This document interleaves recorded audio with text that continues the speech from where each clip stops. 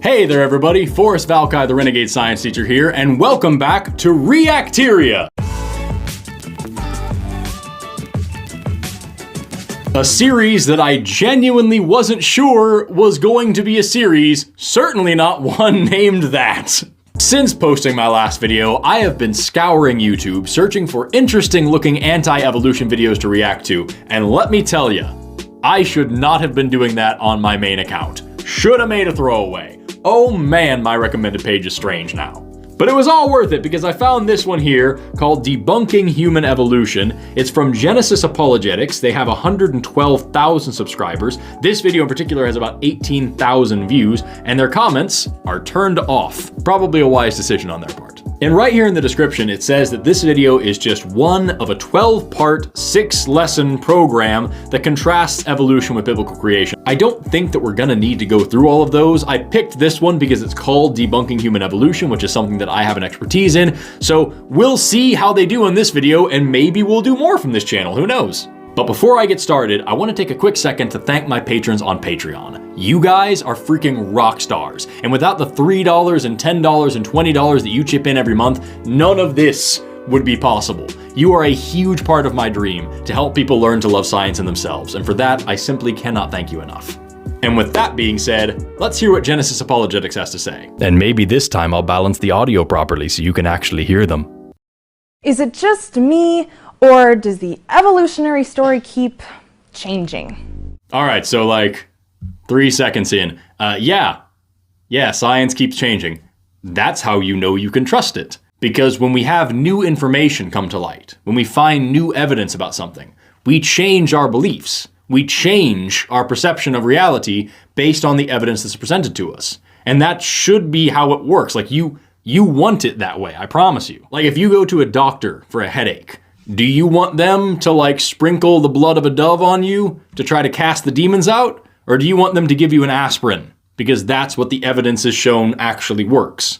Do you want your airplane to be powered by chanting and prayers? Or do you want it powered by like physics and engines? What about a murder trial? If you're on trial for murder, do you want the jury just to say, I know you're guilty because I've just always known it, even when there's new evidence that proves your innocence? The story keeps changing. I already know that they're guilty. Like, that's the whole point of evidence. That's the whole point of science, is that it changes. I hate when people bring this up like it's a bad thing. Science is supposed to change. You want it that way.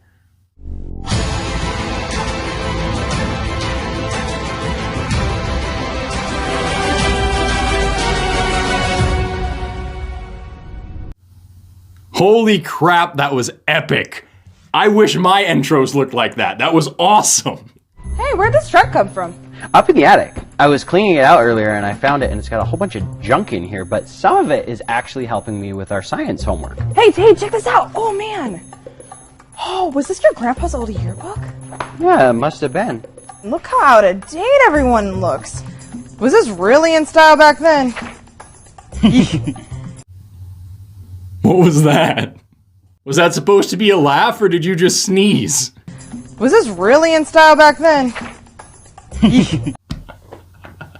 This book was published in 1925 by Sir Arthur Keith. And now he was the president of the Royal Anthropological Society of Great Britain. And the skull? It was found in 1912. Now it called Piltdown Man the find of the 20th century. I think it was the New York Times said that it proves the theory of evolution. There were like 500 articles published when they first found this. Then in 1953, they discovered that the skull was a fake. Are you serious? Oh yeah. They took chemicals and they aged the skull. They made it look like it was really, really old. And then the jaw is actually from an orangutan. And the guy who discovered it, he actually filed the teeth down and made it look real. What the heck were scientists thinking? So this is actually a really important lesson in bioanthropology, the story of Piltdown Man. This was a fake. It was a fraud. It was a hoax. Somebody took a human skull, or some pieces of one, and some pieces of an orangutan jaw, and they boiled them in, I believe, iron oxide for a while to make them look all funky colored like a fossil, and then they threw them in a construction ditch that was nearby. And an amateur paleontologist came along, found the fossils, and published them and talked all about them, and everybody freaked out and thought that they were real, and there were quite a few lessons to be learned from the fact that this was fake. The first one being, everybody makes mistakes, and we shouldn't just assume that science is right all the time. There needs to be peer review and rigorous testing.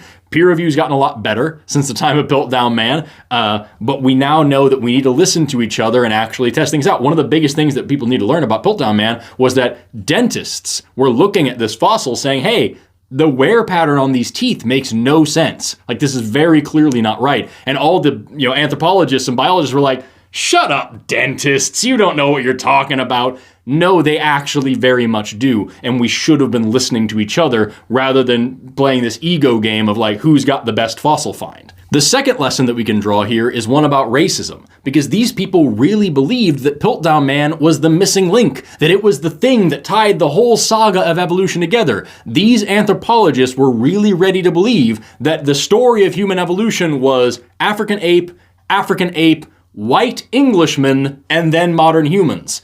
How does that make any sense? It all kind of just boils down to their ethnocentric superiority complex, which was rampant in science at that time. And the third lesson that we can draw from Piltdown Man, ironically, is that science works, because nobody ever came out and fessed up to the hoax. We still don't know who put that stupid thing in the ground. The way we found out that Piltdown Man was a fake was through fluorine dating, which was a new process at the time, but is actually a way that we can still test fossils today. You see, the longer a bone is in the ground, the more fluorine is going to absorb into it. And we tested the skull and the jaw and found that they had totally different fluorine compositions, which means they were totally different ages, totally debunking the idea that this was just a complete fossil that was there the whole time. So all those dating methods that creationists like to say don't work? That's actually how we debunk Piltdown Man. Take a look at my little brother's 6th grade history book. Really? Your brother's book? You have way too much time on your hands. Well, in our book, they say Australopithecus afarensis evolved 3.8 to 3 million years ago.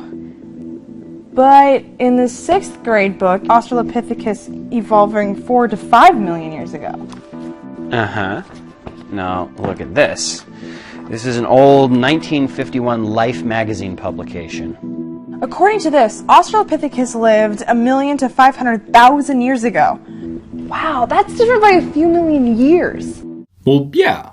I mean, you're looking at books that span several decades, and as we've found more fossils, we've understood that the timelines are a little bit different. We have no idea when the first Australopithecine popped up or when the last one was there. We just know when the earliest and the latest fossils pop up, and we get more and more of those all the time. So, of course, these timelines are going to change just a little bit as time goes on. Sometimes it can be a big change, but the thing is, you have to remember that these species definitions are our definition. So for example, around 2.5 million years ago, the Australopithecines split, and we have the Homo lineage, our lineage on one side, and on the other side, we have the robust Australopithecines, Australopithecus robustus and Australopithecus boisei. Now, a lot of scientists, myself included, argue that these robust Australopithecines are so different that they really deserve their own genus that we call Paranthropus. So this could be Paranthropus boisei instead of Australopithecus boisei. So now we've got like 1 million years here where we have the Paranthropines. Did the Australopithecines die off at 2.5 million years, or did they go on for this whole extra million years? It depends on what you classify as an Australopithecine. It doesn't mean that they didn't exist. We're just kind of tweaking the definitions as we come up with new evidence, and we have debates and we argue about like whether or not these things should be classified the way they are. Even Homo habilis, the first creature in the Homo lineage, is another example of that. The earliest Homo habilis fossils we have are around 2.5 million years ago, but we have stone tools, the likes of which the Homo habilis made, that go back 2.6 million years ago. So does that mean that some other species made these tools and we have no idea how that's possible? Or does that mean that Homo habilis was around a little bit earlier, we just don't have fossils for them? A lot of scientists, myself included, argue that Homo habilis was actually just around earlier than we thought and earlier than we have fossil evidence for, because those stone tools are evidence of their existence even without the fossils. And that goes back to the other point about what a species is. Even if there weren't Homo habilis around that time, something was making those stone tools, and the way we define the Homo genus is by tool making. So those things would now have to be Homo something. The point is, even if you throw out all of these names, even if you throw out Australopithecus, throw out Homo whatever, throw out all these things, you still have a bunch of fossils of creatures that existed over millions of years and slowly started to look like us. So even if we disagree on what the names are, evolution is still evident. This book shows all of the popular fossils today. Okay, so here we are, Homo sapiens, right? But check out what came before us. Homo erectus. Right. It shows how different the Homo erectus skulls can look. Wow, they are so different. And they found that 14 of the 17 traits were the same on the Aborigines as on the Homo erectus skulls. So it looks like Homo erectus wasn't becoming human, but was already human? Exactly.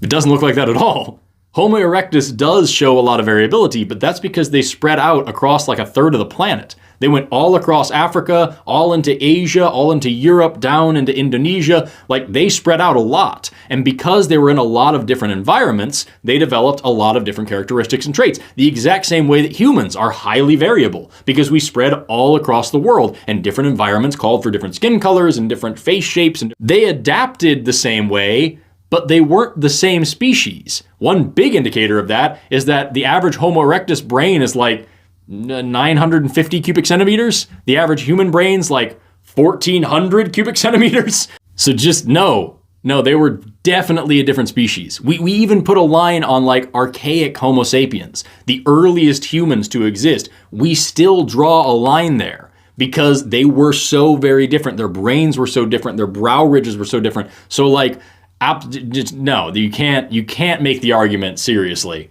that Homo erectus and Homo sapiens were the same thing, because you're going to have to say that we just had Homo sapiens that were sometimes pretty tall, sometimes extremely short, usually had tiny brains, and also existed over the course of like 2 million years. Like, no, you're shooting yourself in the foot, and you're making a really weird argument that you're now going to have to justify with a lot of other evidence that you do not have. The next ape-man back is Homo habilis. Richard Leakey is a famous evolutionist, and he said, of the several dozen specimens that have been said at one time or another to belong to Homo habilis, at least half of them don't, but there is no consensus as to which 50% should be excluded. No one anthropologist's 50% is quite the same as another's. So they can't even really classify which fossils are supposed to go into which category. In fact, some scientists are fighting to have Homo habilis reclassified as Australopithecus. So this just goes back into what I was just saying a second ago. Remember, evolution is not a ladder. It's not like some monkey just leveled up and became a human. It's a slow gradient over a long period of time. So even if we were to throw out all of these species names, even if we were to agree there's no such thing as Homo habilis whatsoever, we still have fossils that are very, very old. We can name the fossils whatever we want, but they're still fossils. They still show that evolution happened. It's like with languages. Think about Spanish. Spanish comes from Latin, right?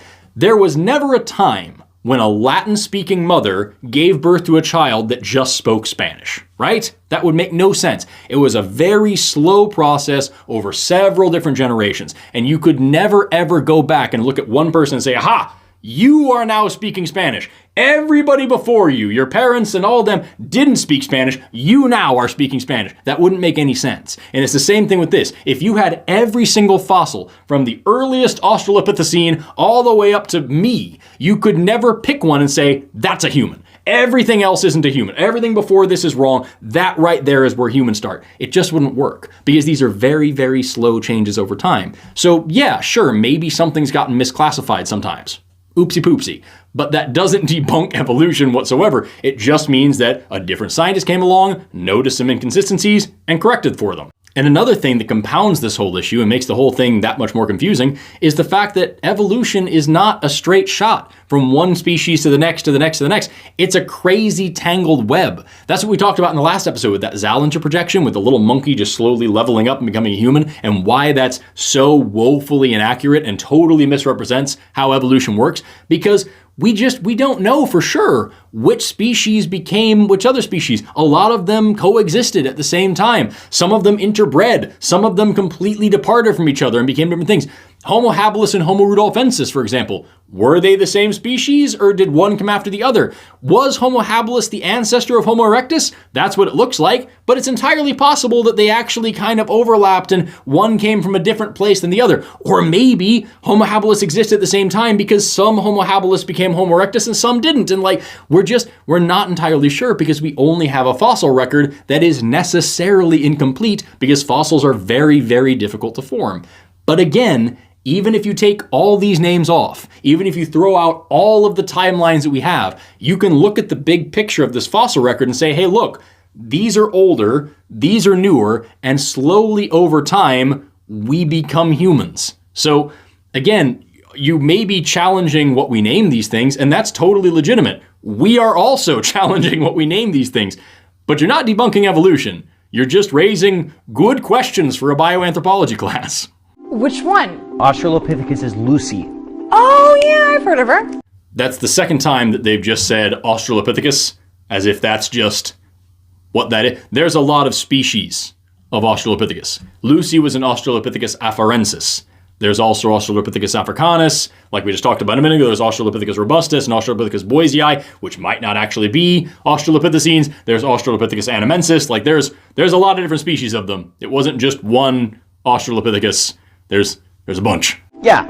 Now, Donald Johanson, 1973, discovered just the shin and the leg bone. Now, the way they line up makes scientists think that she could walk upright. Mm-hmm. There's a picture of her.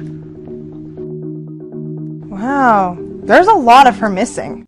So, point of interest, it's not just Lucy's bicondylar angle, that angle of the knee and the shin. It's not just that shows us that she walked upright. If you look at the skeleton that you showed here, you can see her pelvis is real wide and bowl-shaped. Compare that to, like, say, for example, a chimpanzee pelvis, where those iliac spines go way up the back like that. So she very clearly had a more bowl-shaped pelvis. That shows that she walked upright. You can see her shoulders there. Those shoulders aren't shaped right for walking with your knuckle dragging like that. Like, that's not going to work for her. So again, that's more evidence. Also, there's, the footprints. We have footprints from this species. So, like, there's no handprints in those footprints. They are very clearly bipedal footprints from Australopithecus afarensis. So, like, there's a lot more evidence than just, oh yeah, her knee was shaped weird. That is really good evidence, but, like, we have a lot more than that. You want to see the fragments of the skull that they found? Sure. Why do you have all of this in this trunk? Booyah. Wow.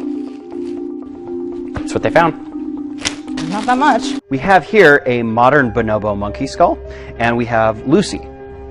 So the brown pieces are the actual fragments of Lucy's skull that they found. Well, they look so alike. Two things. Number one, you can actually tell a lot about the total shape of a skull. In fact, you can tell a lot about the total shape of a whole body just by little bone fragments if you know what you're looking for. And also, this isn't the only Australopithecus afarensis skull that we found, right? Like, have you seen Littlefoot? Here's a picture of Littlefoot. That's the most complete Australopithecus afarensis skeleton that we have. So there's a lot there. Take a look at the way that Lucy has been portrayed in, like, the media, like books and films, online. Wow. Everywhere. They really went out of their way to make her look human-like. Here's a picture of what she probably looked like. Man, what a difference. So if we're just going to argue about, like, stylistic and artistic choices, sure.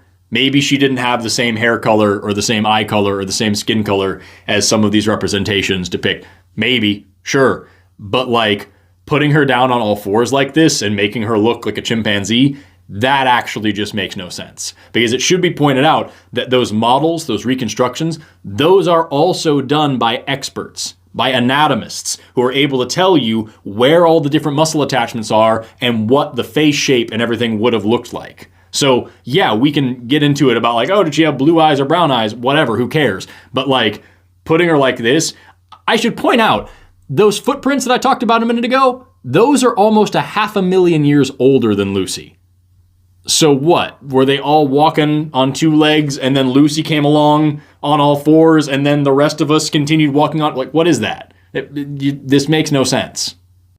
Yeah, well, they do say they have found several complete skeletons of the Australopithecus, though not specifically Lucy. Yeah. We found several complete skeletons of several different species of Australopithecus, several different Australopithecines. We haven't found a complete skeleton of the one skeleton. Lucy is famous because she was the first one of her species found. That's why she's got the name. A lot of them have names, you just don't know them. And it doesn't matter because she's just one skeleton. Why are you trying to debunk this whole genus because this one skeleton isn't complete? We have so many better skeletons. What is this? They found around 362 actual specimens from the species Australopithecus, specifically Lucy. What is that sentence? Australopithecus isn't a species. Lucy isn't a species. What? We found several specimens of the Australopithecus species, specifically Lucy. What does that even mean? Lucy's one thing. Lucy is one specimen from the species Australopithecus afarensis. We have other Australopithecus species with other specimens. We have other specimens of Australopithecus afarensis. What are you even trying to say here? However, Charles Oxnard said, the Australopithecines known over the last several decades are now irrevocably removed from a place in the evolution of human bipedalism. All this should make us wonder about the usual presentation of human evolution in introductory textbooks. Oh my glob, of course you're going to bring up Oxnard. So we actually covered this in like an intro to bioanthropology class during grad school. Oxnard did argue during the 1970s that Australopithecines probably didn't walk upright. And his work was reviewed by a lot of other scientists who found that it just didn't make sense. His measurements weren't quite right. His specimens weren't super well preserved. He just didn't really connect the dots in the right fashion. And he has since said, yeah, no, actually, I was wrong. They probably did walk upright. And he actually specifically has talked about Lucy walking upright. He's still a professor right now, today, in Australia. So, like, I don't understand. The last video did the same thing. Like, why are you trying to convince people that the people who study and teach human evolution for a living don't believe it? Like, what? And even if he was right, even if Lucy didn't walk upright, radical. Homo habilis did. Homo erectus did. Homo rudolfensis did. Homo heidelbergensis did. All the rest of them did. So, like, I can prove this one fossil isn't quite what I think. Neato. Here's a Nobel Prize. You still haven't debunked evolution at all. This is like if you went to a mechanic and you heard the mechanic say Ford is better than Chevy. And then you went out and you said, aha, you see, she said it. She said that the whole Ford thing is just totally not what everybody else thinks. And like now the whole auto industry has been debunked. Like, what are you doing? What are you doing here? Well, now you understand why I've been digging through this chest. I mean, really, the way it looks is that Lucy's just an extinct ape. Lucy is an extinct ape. They're all extinct apes. Humans are apes. Just recently, scientists have discovered that Neanderthals buried their dead. They worked with tools, they wore makeup, they controlled fire, and they even found in a cave in Israel that Neanderthals and humans were living together and building families together. And at other places as well. Okay, you know what? That settles it. That settles it. If they can live together, and if they have children together, then Neanderthals are just humans, but the difference is that their appearance varies. So this is just a complete misunderstanding of what a human is, number one, and how the concept of species works. First of all, painting and makeup and fire and all these things, none of that defines a human. Homo erectus was the first species to make fire, and they did it like 1.5 million years ago. So, like, no, we're not going to say that Homo sapiens are the only ones that know how to do that. And all these other artistic things, we weren't the first ones to do cave paintings or any of that stuff either. The difference here is that they are a different species because of the different place they lived and because of the different physiological characteristics and because of their genetics. There's a lot of different definitions of what a species is. Species is just a term that we came up with. It doesn't really have like a set meaning. So the most common use of the word species is using the biological species concept. Hear that word? Concept. Not theory, not law, not definition. The biological species concept is that if two creatures can reproduce to make fertile offspring, then they are the same species. And if they can't, then they aren't. That is just one concept of what a species is. And it doesn't work a lot of the time. It's very, very common. It's useful most of the time. But there's a big chunk of examples when it doesn't work. So sure, by the biological species concept or the cohesion species concept or the monophyletic species concept, they are the same species. Humans and Neanderthals, totally same species. But by the evolutionary species concept and the phylogenetic species concept and the Hanesian species concept, they're not. So this is a frontier in biological anthropology right now. We are finding more and more that humans and Neanderthals did interbreed and did live together. But as of right now, they're still different species. And I'm going to say it again, just to make sure it really sinks in. Even if we just decide that none of these of the species doesn't matter, they are still old fossils that have a very clear entrance and a very clear exit in the fossil record. So like, sorry, you're not debunking evolution. You're asking great questions, but you're presenting them in such a way that like your lack of understanding proves that there is no understanding to possibly be had. And that just doesn't make any sense. So either these fossils are completely human or completely ape with nothing in between. And there it is. You not only did you use the whole either or logical fallacy that the last video used, but you actually spelled it out. They are either completely human or they are completely ape and nothing in between. That is not how evolution works. That is not how biology works. That is not how species work. That is not how anything works. Now, if our textbooks won't address the new evidence, what does the Bible say? And so it begins.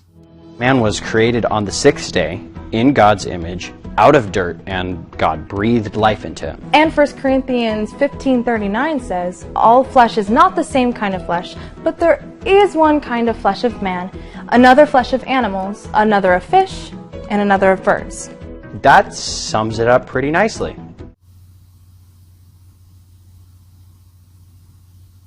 You guys know that birds and fish are animals, right? I get the argument you're making is like, oh, it says here that humans are different. Humans are special because it's got a flesh for humans and a flesh for animals. But it also says, and a flesh for fish and a flesh for birds. So that would mean that those are different from animals too, right? You have to know that birds and fish are animals. Like you have to know that here and here. And if you're gonna say, yeah, obviously they are, then the rest of this doesn't make sense. That's 3/4 of the things that you've listed here that you're having a totally different set of rules for. If it says a different thing for men and a different thing for animals and a different thing for fish and a different thing for birds, and you're saying, yeah, but animals, fish, and birds, those are all the same, and it's using the same language for men, like you can't do this. Come on. Yep. So, what'd you think of Grandpa's chest? I thought it was amazing. Me too. And we learned that just like a style can go out of fashion, the popular ape men theories and their fossils do the same thing. And while their theory keeps changing, God's word never does. I'll go get my Bible. So in Genesis chapter 1, verse 27, God makes man and woman together And then on the next page, chapter 2, verse 22, man is lonely, and so God takes one of his ribs and makes a woman out of that. So like, did he make them at the same time or not? Also in 126, he says, let us make man in our image after our likeness. Who's this our that he's talking about? I thought that he was the only one. He's certainly not talking about the angels, because the Bible explains what angels look like, and they are horrifying. Chapter 1, verses 11 through 13, God makes all the plants before he makes humans. Turn the page for chapter 2, verses 5 through 9. He says that there's no water. It hasn't rained yet, so there are no plants. And he says that there's no one to till the fields, so there are no plants. So then he makes humans, and then makes plants, specifically starting with the Garden of Eden. Also in chapter 1, it said the Spirit of God moved upon the face of the water. How is he moving upon the face of the water if he hadn't made water yet? Here in Genesis, it says that God made the heavens and the earth, and he specifically says that he made the earth before he made the stars. But if you flip over to the book of Job here towards the end, he tells Job that he laid the foundations of the earth while the stars were still singing. How were the stars singing before he made them? In chapter 1, he made all the animals before he made the humans. Then in chapter 2, he made the humans first and then made the animals so that they wouldn't be lonely. And while we're talking about animals, in 2:19, he makes all of the animals out of the ground. But if you go back to chapter 1, verse 20, he makes all of the animals out of the sea. Actually, he doesn't make them. It says he has the waters bring forth all of the animals on the land and the fowls in the air. So from the water came all of the land animals and all of the flying animals. That sounds an awful lot like evolution. Also, there's a talking donkey in here. You see, that's the difference between you and me, is I can do all the same parlor tricks you can do, but I've actually read your book. Don't come up in my house with that nonsense. Kind of makes you think, doesn't it? It should. It sure should, but it doesn't sound like you did. So we kind of came full circle at the end where we're talking about how science is changing and that means that it can't be trusted. And again, that's the best part of science. That's not a downside, that's not a bug, that's a feature. Because it's better to be proven wrong from time to time than to just be wrong all the time. And I'd also like to point out again that these are all good questions that they're asking. They are questions that should be raised to any good evolutionary biologist because this is an amazing way to learn. But when you present these questions as if the fact that you don't have an answer means that there isn't an answer, it's just not right. It doesn't make any sense. I give this video a Science Teacher Challenge level 4 out of 10 because this one, you actually would probably need to know a little bit about bioanthropology and a little bit about human evolution to understand the things that they're talking about. But when you understand the things that they're talking about, you realize that they don't understand the things that they're talking about. Like the way that they clearly don't understand what a species is or how fossils work. Thank you so much for watching, for liking, for commenting, for subscribing, and all the other stuff that you do here on YouTube. I hope you had a fun time watching this episode of Reacteria. I know I had a fun time making it. And while I have you here, might I encourage you to exit through the gift shop, because you can buy this and many other delicious t-shirts using the link to my merch store in the description below. And with that, I'm Forrest Valkai, the Renegade Science Teacher. Have an awesome rest of your day, and never stop learning. Bye-bye.